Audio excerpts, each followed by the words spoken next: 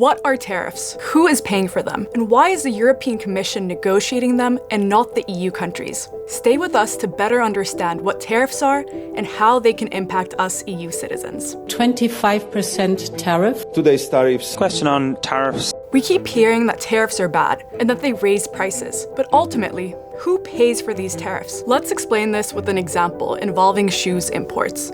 Suppose country A exports shoes to country B. Initially, there are no tariffs, but then country B imposes a 10% tariff on these imports. As a result, importers from country B, such as clothing stores, must pay this tariff to their government. The key question is whether consumers in country B will experience a 10% price increase for their shoes. The answer is not necessarily. The stores can choose the extent to which they pass this cost on to their customers. They might increase shoe prices by the full 10%, or alternatively, they could absorb some of the expense by raising prices by only 5% and accepting reduced profit margins to cover the rest. So who ends up paying for the tariffs? Ultimately, it's the consumers and businesses in country B, the country that imposed the tariffs, who bears the cost. In essence, tariffs function as a tax imposed by the government that affects the domestic economy. But what is their essence? Let me tell you a story about tariffs. Back in 1962, Germany was buying a lot of American chicken, about $50 million worth. To protect European farmers, the EU's early version, the European Economic Community, put tariffs on that American chicken. The US didn't like that, so they hit back, not with chicken, but with tariffs on other goods, like light trucks.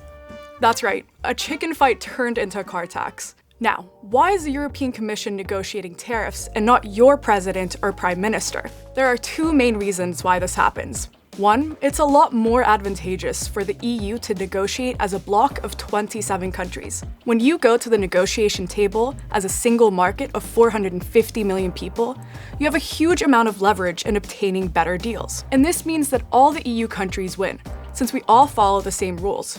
The other reason is that EU countries, when they join the Union, voluntarily give this negotiating power to the Commission. The EU's centralized trade policy started in 1957 with the Treaty of Rome. It grew stronger with each new treaty, and by 2009, international trade became the exclusive responsibility of the EU.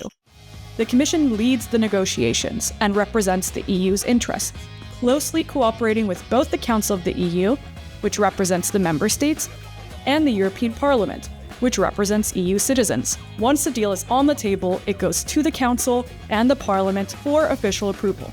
Trade agreements are more than just economic paperwork. They shape how countries interact, compete, and grow. For businesses, they create opportunities, opening access to new markets, reducing tariffs, and cutting red tape.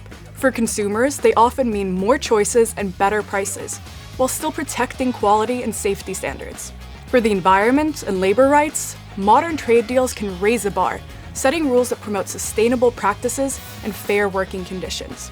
And politically, they build trust and cooperation between countries, reducing tensions and strengthening international partnerships. In a global economy, no country or union stands alone. Share your thoughts about this in the comments, and stay up to date with the latest developments in the European Union by subscribing to our channel.